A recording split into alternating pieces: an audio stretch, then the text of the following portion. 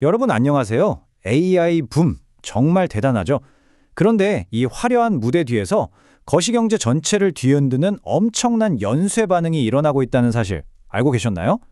오늘 이 숨겨진 비밀을 최신 금융권 연구 자료를 바탕으로 싹 다 해독해드리겠습니다.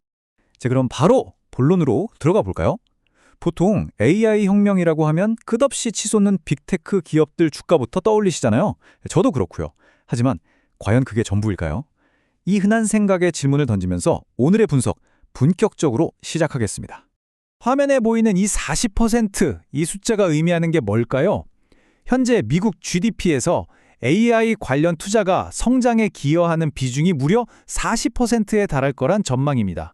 와, 정말 엄청난 스케일이죠?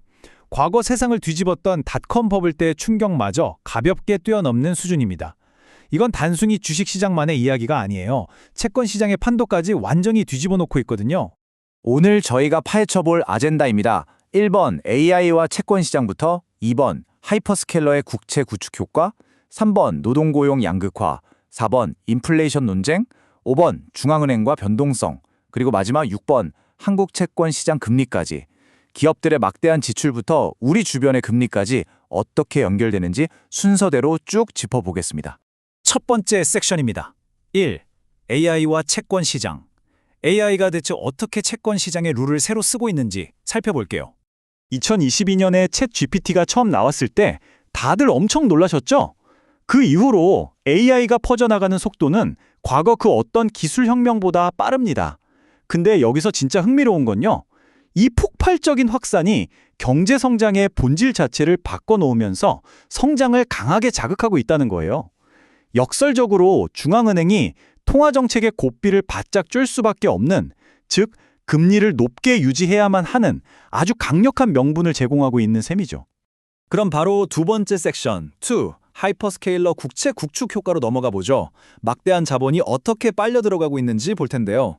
아마존, 구글, 메타, 마이크로소프트, 우리가 너무 잘 아는 이 거대 테크 기업들, 즉 하이퍼스케일러들의 자본 지출 차트입니다. AI 인프라 쫙 깔려면 돈이 진짜 어마어마하게 들잖아요.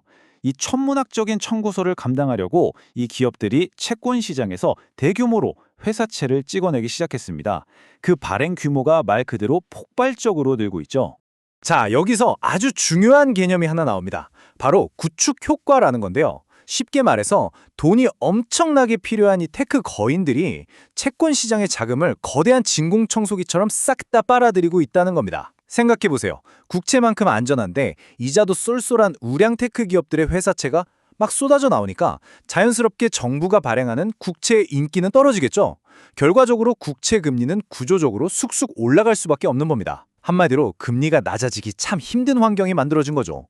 세 번째 섹션입니다. 3. 노동 및 고용 양극화. 이런 거대한 자본의 흐름이 결국 우리 인간들의 일자리는 어떻게 바꾸고 있는지 한번 짚어보겠습니다. 보통 우리는 AI가 단순 업무를 대신해 주니까 다들 퇴근도 일찍 하고 생산성도 확 올라갈 거라고 기대하잖아요. 하지만 현실은 꽤나 뼈아픕니다.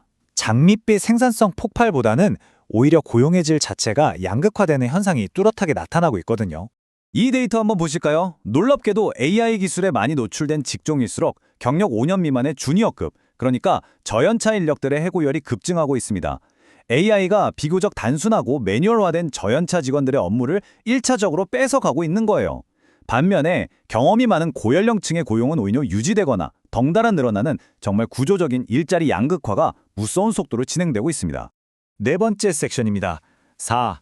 AI와 인플레이션 논쟁. 과연 물가는 계속 오를 것인가? 이 매크로 경제의 가장 뜨거운 감자를 다뤄보죠. 물론 AI 덕분에 일처리가 효율적이게 되면 장기적으로 물가가 떨어질 거라는 디스인플레이션 기대감 분명히 있죠. 하지만 당장의 현실은 좀 반대입니다. 앞서 말씀드린 막대한 AI 초기 투자붐, 또 주가나 자산 가격이 오르면서 사람들이 지갑을 여는 소비 증가, 여기에 안 그래도 높은 서비스 물가까지 겹쳐지면서요, 이 끈적끈적한 인플레이션이 생각보다 쉽게 잡히지 않을 거라는 쪽에 힘이 확 실리고 있습니다. 국제결제은행, 즉 BIS에서 내놓은 시나리오 모델을 보시면 더 확실해집니다. 저기 붉은색 선 한번 보시겠어요? 경제 주체들이 AI가 엄청난 혜택을 가져다 줄 거야 라고 강하게 확신해 버리면요. 오히려 미래의 이익을 당겨 쓰려는 초기 투자와 소비 붐이 확 일어납니다. 이게 단기적으로 물가를 쫙 끌어올려는 불쏘시개가 되는 거고요. 결과적으로 조만간 금리 내리겠지 했던 시장의 기대에 찬물을 아주 제대로 끼얹게 되는 겁니다. 5번째 섹션입니다. 5. 중앙은행과 변동성. 물가가 이렇게 끈적해지다 보니까 중앙은행의 말 한마디에 시장이 아주 크게 요동치고 있거든요. 이 문구를 한번 주목해 주시죠. 공공정보는 불확실성을 줄일 수도 있지만 시장의 쏠림을 유발해 집단적 오류를 초래할 수도 있다. 진짜 뼈 때리는 말 아닙니까? 요새 투자자들이 중앙은행에 앞으로 금리 어떻게 할 거라는 포워드 가이던스에만 너무 목을 메고 있다 보니 작은 정보 하나 툭 던져지면 우르르 한쪽으로 쏠려 버리는 거예요. 이게 시장에 엄청난 불안정을 만들고 있습니다. 방금 말씀드린 그 쏠림 현상이 이 차트에 아주 적나라하게 나옵니다. 미국 연준이 향후 금리 전망치인 점도표를 발표하는 바로 그날들을 보세요. 채권 시장의 변동성을 보여주는 무브 지수랑 국채 금리가 문자 그대로 미친 듯이 솟구칩니다. 오히려 중앙은행이 정보를 명확하게 주려고 할수록 시장은 극심한 눈치 보기와 과격한 변동성의 늪에 빠져버리는 참 아이러니한 상황인 거죠. 드디어 마지막 6번째 섹션입니다. 6. 한국 채권 시장 금리. 글로벌 연쇄 반응이 우리 한국 시장에는 어떻게 영향을 미치고 있는지 확인해보죠. 전문가들 분석을 쫙 종합해보면 한국은행 역시 당장 금리를 확 내리는 완화 정책으로 돌아서긴 좀 힘들어 보입니다. 세 가지 확실한 이유가 있는데요.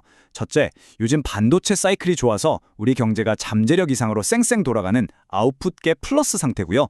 둘째, 물가 언제 잡히나 싶은 기대 인플레이션이 꺾이질 않고 있죠. 그리고 셋째, 환율이나 부동산 같은 금융 안정성도 무시할 수 없거든요.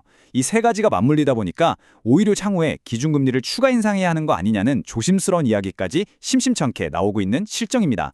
이 차트를 보시면 좀 더 명확해지죠.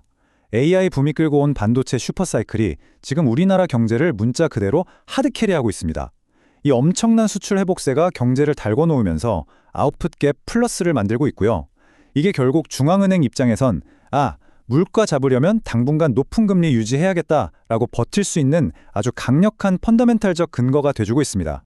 여기에 정부도 경제 살린다고 궁격적으로 재정정책 펴고 추경 얘기도 나오잖아요? 그럼 돈을 빌려야 하니까 국채 발행 물량이 늘어나고 이게 다시 장기금리를 위로 꾹꾹 밀어 몰립니다. 그래서 2020년까지의 전문가 금리 전망치를 쭉 훑어보면 결론이 딱 나옵니다. 여러분, 과거처럼 돈 빌리기 참 좋았던 그 달콤한 저금리 시대요? 안타깝지만 당분간은 돌아오기 힘들 겁니다. 경제의 룰 자체가 통째로 바뀌는 완벽한 레짐 체인지가 이미 일어난 거죠. 자, 오늘 저희가 함께 짚어본 내용들을 정리해볼까요? AI는 이제 그냥 신기한 기술이 아닙니다. 빅테크들의 어마어마한 채권 발행, 고용시장의 살벌한 양극화, 그리고 절대 쉽게 안 꺾이는 끈적한 인플레이션까지 이 모든 것들이 맞물려서 채권시장, 나아가 거시경제 전체의 판을 뒤엎는 거대한 연쇄 반응을 일으키고 있습니다. 길고 길었던 저금리 시대의 완전한 종말. 자, 과연 여러분의 투자 포트폴리오는 이 완전히 새로운 경제체제에 맞설 준비가 튼튼하게 되어 있으신가요? 이 거대한 변화를 다룬 오늘의 해설은 여기서 마무리하겠습니다. 함께해 주셔서 감사합니다.